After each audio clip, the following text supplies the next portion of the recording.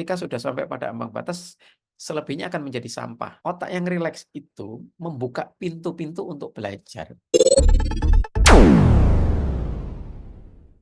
Oke, assalamualaikum warahmatullahi wabarakatuh. Jumpa lagi dengan Kata Rudi Cahyo, selalu di Rudi Cahyo TV, dan berikan dukungan terus buat Rudi Cahyo TV dengan cara like video-videonya, tonton semuanya, share ke teman-temanmu, dan jangan lupa subscribe tentunya.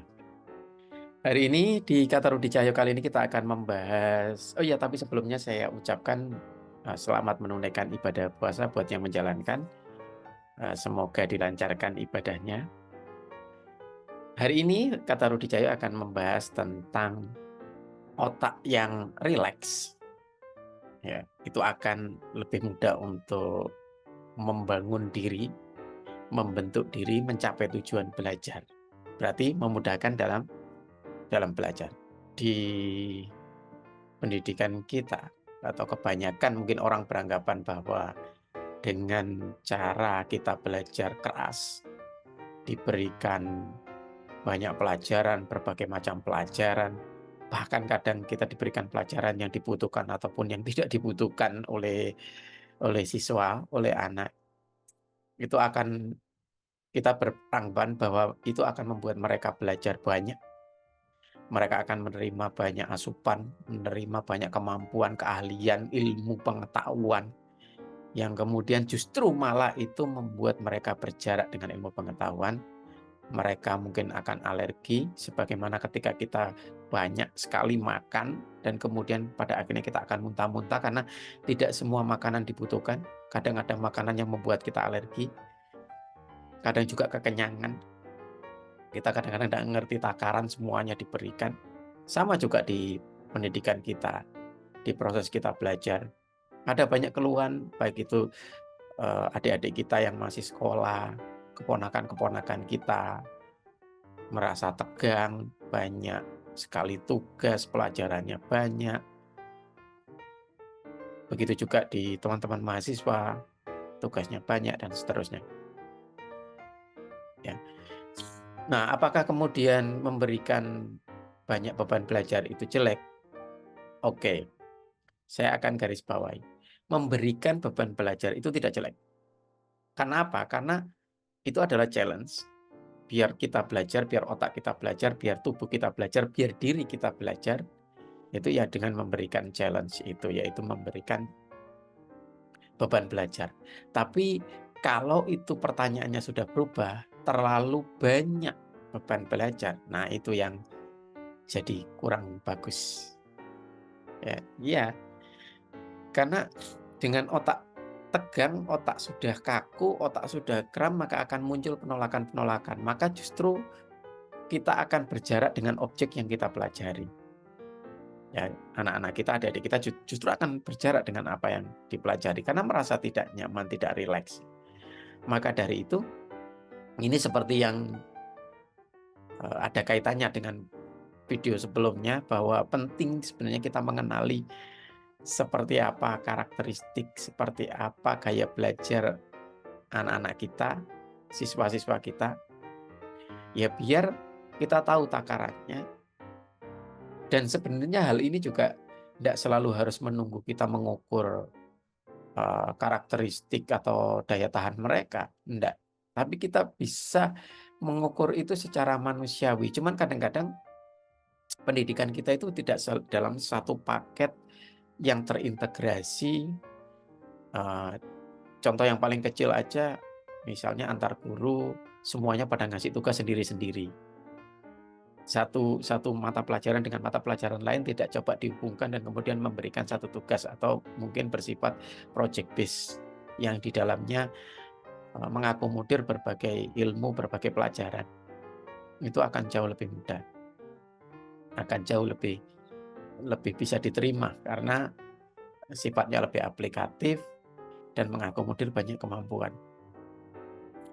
Ya, tetapi bukan kemudian memberikan masing-masing kemampuan, masing-masing ilmu diberikan sendiri-sendiri, tidak peduli satu dengan yang lain berhubungan atau enggak, dan kemudian memberikan tugas sendiri-sendiri. Itu kan beban yang sangat berat.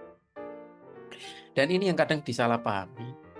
dengan memberikan beban yang berat, maka kita berpikir bahwa otak, pikiran kita, diri kita itu belajar sesuatu yang lebih berat. Jadi belajar memikul beban yang lebih berat. Bukan begitu, karena memang ada ambang batasnya. Ketika sudah sampai pada ambang batas, selebihnya akan menjadi sampah. Jadi selebihnya tidak akan bisa diterima, selebihnya akan dibuang. Dan bahkan mungkin pembuangan ini mengandung residu emosional yang negatif. Artinya apa? Artinya ya negatif akhirnya terhadap aktivitas belajar. Jadi yang dipikirkan terhadap aktivitas belajar jadi negatif. Jadi boleh saja diberikan challenge yang tinggi. Challenge bukan, sebenarnya lebih tepat kita berikan tantangan, bukan beban. Tantangan yang lebih tinggi, kita takar tantangannya. Tapi dengan ketika kita tidak tidak melakukan pengukuran secara akurat terhadap daya tahan, preferensi atau gaya belajar, itu tidak masalah sebenarnya kalau kita tahu bagaimana seni memberikan challenge. Jadi tantangannya diberikan, tapi kita harus atur itu biar persepsi yang ada di kepalanya si siswa itu merasa bahwa ini tantangan yang asik, ini tantangan yang harus dijawab, tapi bukan malah menjadi beban. Kalau sudah di kepalanya mahasiswa atau siswa itu jadi beban, maka ya kita harus rancang itu sejak awal biar itu menjadi sesuatu yang fun, sesuatu yang mengundang minat untuk dilakukan atau tertantang si muridnya, si siswanya ini. Ya harus seperti itu. Nah, kalau tidak, maka otak pikirannya si siswa akan menjadi tegang dan akan justru menolak objek belajarnya. Semakin berjarak dong dengan objek belajarnya, padahal itu penting untuk mereka pelajari misalnya. Semakin berjarak. Dan maka dari itu, kita harus tetap menjaga otak mereka, pikiran mereka itu tetap rileks. Ya. Otak yang rileks itu membuka pintu-pintu untuk belajar. Karena mereka lebih perseptif terhadap segala sesuatu ketika rileks. Tidak terancam, tidak harus berpikir, wah saya masuk kelas itu harus sudah dalam kondisi yang hebat, yang kuat, yang siap. Gitu ya.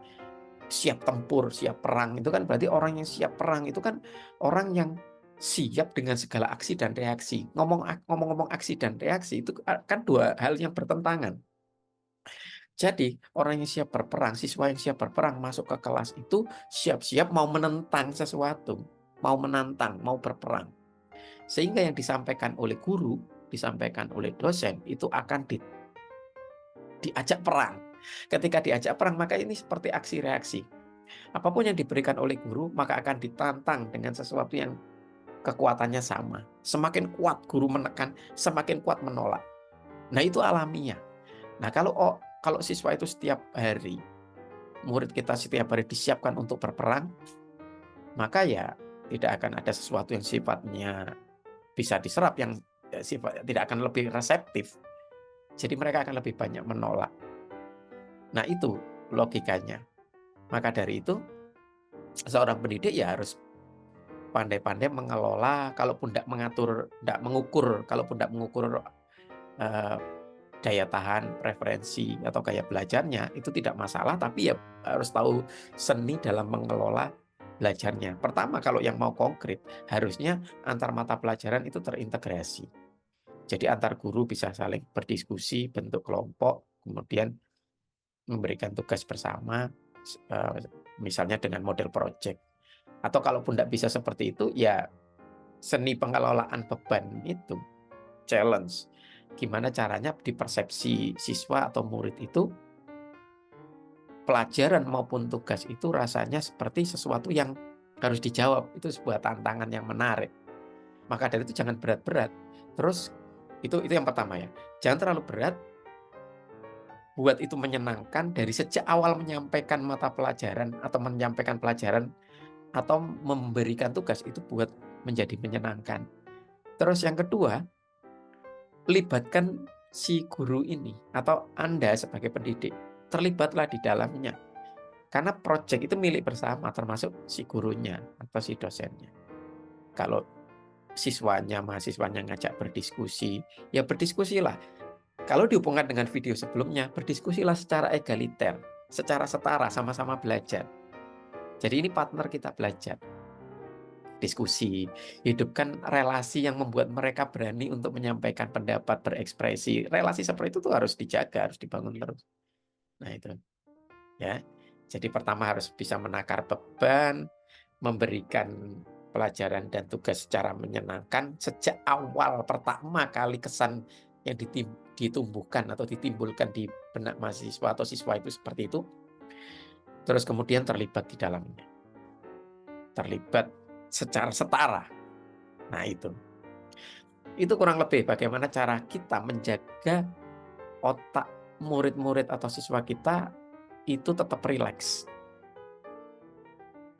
Ya, dengan rileks itu, maka ilmu akan menjadi mudah terserap, mereka akan fun dengan senang hati mempelajarinya, motivasinya tumbuh dari dalam. Itu yang bisa saya sampaikan untuk kata Rudi Cahyo kali ini. Semoga bermanfaat. Jangan lupa terus dukung Rudi Cahyo TV dengan cara like setiap videonya, tonton semuanya, share ke teman-teman yang lain, biar kita semuanya belajar menjadi jauh lebih baik, terutama berkenaan dengan pendidikan dan belajar kita, anak-anak kita, siswa kita, murid-murid kita. Terus yang belum subscribe, silakan subscribe dan ajak teman-teman juga buat subscribe. Terima kasih sudah menonton. Sampai ketemu lagi di Kata Rudi Jaya yang akan datang. Assalamualaikum warahmatullahi wabarakatuh.